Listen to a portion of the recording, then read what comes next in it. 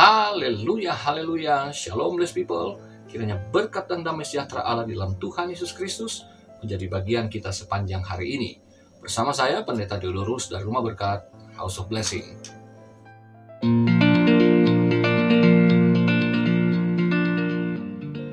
Blessed people, tema kita hari ini adalah nyanyian baru, nyanyian kemenangan. Firman Tuhan terambil dari Mazmur 149. Saya bacakan bagi saudara satu pasal ini. Haleluya! Nyanyikanlah bagi Tuhan nyanyian baru. Pujilah Dia dalam jemaah orang-orang saleh. Biarlah Israel bersuka cita atas yang menjadikannya. Biarlah Bani Sion bersorak-sorak atas raja mereka.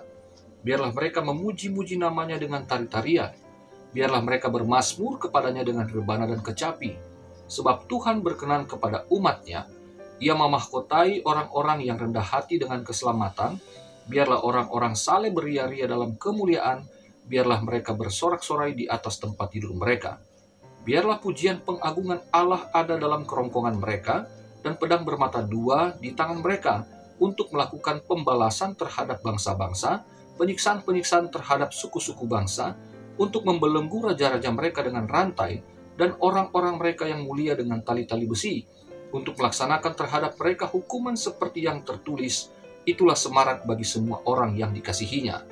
Haleluya!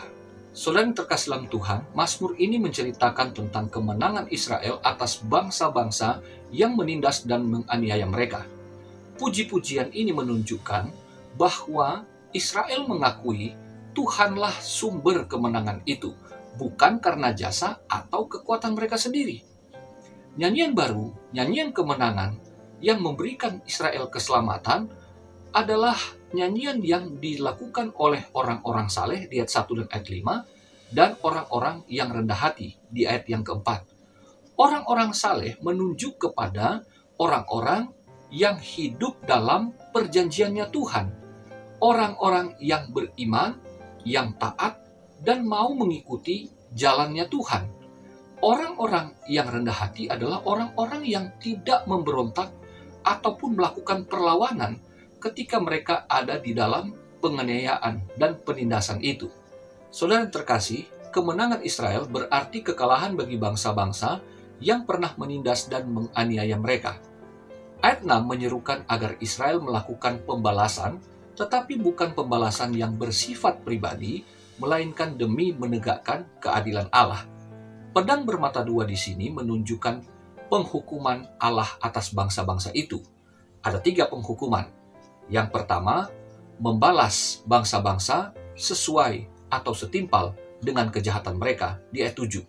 Yang kedua, membelenggu kuasa kejahatan di ayat 8. Dan yang ketiga, melaksanakan penghukuman sesuai dengan firman Tuhan di ayat yang ke-9. Saudara yang terkasih dalam Tuhan, jika Israel perjanjian lama mengalami penindasan dan penganiayaan karena musuh dari bangsa-bangsa, maka sesungguhnya kita sebagai orang Kristen di perjanjian baru sadar betul bahwa musuh kita bukanlah manusia, musuh kita bukanlah keadaan, musuh kita adalah penguasa-penguasa di udara yang telah memberikan kekuatan kepada kita untuk berbuat dosa dan kita tidak dapat keluar daripadanya. Kita tertindas, kita teraniaya, kita menderita karena menanggung akibat-akibat yang dihasilkan oleh dosa itu. Kita cinta dunia, kita sayang diri, dan kita tidak mengenal kasih Allah, apalagi mengenal Yesus Kristus secara pribadi. Tetapi pada akhirnya, kita dapat menyanyikan nyanyian baru, nyanyian kemenangan, karena Yesus Kristus dari sorga, Ia datang sebagai manusia, mengambil rupa seorang hamba, untuk merasakan penderitaan dan penganiayaan akibat kutuk dosa itu. Saudaraku, saudara dan saya tidak terlepas dari ancaman maut karena dosa. Tetapi Yesus Kristus datang untuk menggantikan kita. Dia mati di atas kayu salib supaya kita dapat diperdamaikan dengan Allah, dibebaskan dari belenggu dosa itu, dan kita dapat menikmati kehidupan yang sejati di dalam kasih karunia-Nya dengan menjadi anak-anak Allah. Orang Israel yang saleh dan yang rendah hati, merekalah yang memperoleh keselamatan. Tetapi di dalam perjanjian baru, orang saleh dan rendah hati, dialah Yesus Kristus yang memberikan keselamatan bagi kita. Filipi pasal 2 ayat 8-11 mengatakan, dan dalam keadaan sebagai manusia, ia telah merendahkan dirinya dan taat sampai mati, bahkan sampai mati di kayu salib. Itulah sebabnya Allah sangat meninggikan dia dan mengaruniakan kepadanya nama di atas segala nama, supaya dalam nama Yesus bertekuk lutut segala yang ada di langit dan yang ada di atas bumi dan yang ada di bawah bumi, dan segala lidah mengaku Yesus Kristus adalah Tuhan bagi kemuliaan Allah Bapa.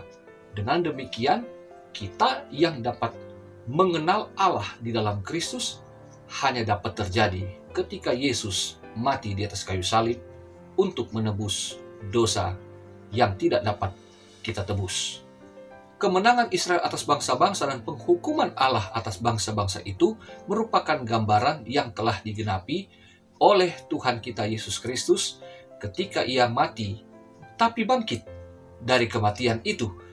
Dengan jalan demikian, maka setiap musuh, kuasa-kuasa kegelapan, dikalahkan dan dipermalukan demi kita, demi saudara, demi saya.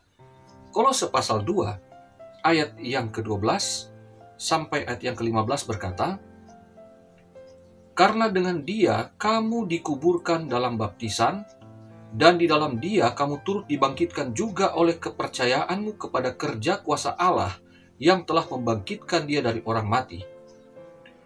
Kamu juga meskipun dahulu mati oleh pelanggaranmu dan oleh karena tidak disunat secara lahiriah, telah dihidupkan Allah bersama-sama dengan dia sesudah ia mengampuni segala pelanggaran kita, dengan menghapuskan surat hutang yang oleh ketentuan hukum mendakwa dan mengancam kita, dan itu ditiadakannya dengan memakukannya pada kayu salib. Ia telah melucuti pemerintah-pemerintah dan penguasa-penguasa dan menjadikan mereka tontonan umum dalam kemenangannya atas mereka. Dengan demikian, saudara yang terkasih, kita memang pernah dibelenggu oleh dosa. Kita pernah teraniaya, pernah tertindas dengan akibat-akibat buruk oleh karena dosa-dosa kita. Tetapi firman Tuhan tadi telah menjelaskan bahwa Yesus telah mati di atas kayu salib, namun bangkit pada hari yang ketiga menunjukkan bahwa kita telah ditebus, telah diselamatkan, dan dibangkitkan bersama-sama dengan Dia. Jadi, kematian dan kebangkitan Kristus adalah nyanyian baru, nyanyian kemenangan kita atas dosa. Saudara dan saya bukan milik dunia lagi, bukan milik kuasa kegelapan lagi, tetapi milik Allah, Bapa yang kekal dan mulia itu. Saudaraku, mari kita hidup di dalam pertobatan. Keseharian kita harus ditandai dengan kesalehan dan kerendahan hati, meskipun itu merupakan tantangan untuk kita bertahan di dalam dunia menghadapi godaan-godaan dosa untuk kita kembali lagi ke sana. Tetapi karena kita tahu kasih karunia Allah itu jauh lebih besar mengatasi segala dosa kita, maka kita hargailah apa yang telah Kristus kerjakan, dan marilah kita melakukan apa yang telah Kristus lakukan juga di dalam dunia ini, yaitu menurut kehendak Bapa di sorga. Dengan demikian, kita akan menikmati keindahan hidup bersama dengan Tuhan dan menikmati anugerah serta berkat Tuhan di dalam ungkapan syukur karena kesadaran bahwa kita ada hanya oleh kasih karunia Allah. Selamat beraktivitas, Tuhan Yesus mengasihimu, Tuhan Yesus memberkatimu. Haleluya, blessed people.